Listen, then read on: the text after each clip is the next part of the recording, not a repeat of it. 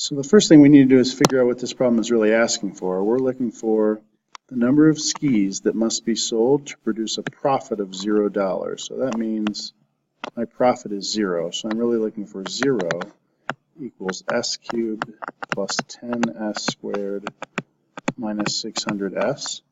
I could either try each one of these answers to see which one works, or I could factor, and I think factoring might be quicker. I'll factor out an s and get s squared plus 10s minus 600. So that means I'm looking for numbers that multiply to negative 600 and add to 10. So I'm going to try 30 and 20. 3 times 2 is 60, so that's going to work.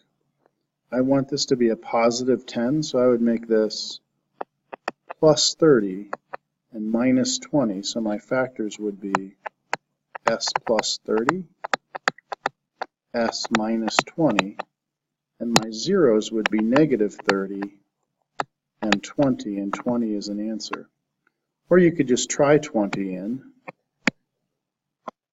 and you would see that your answer is 0.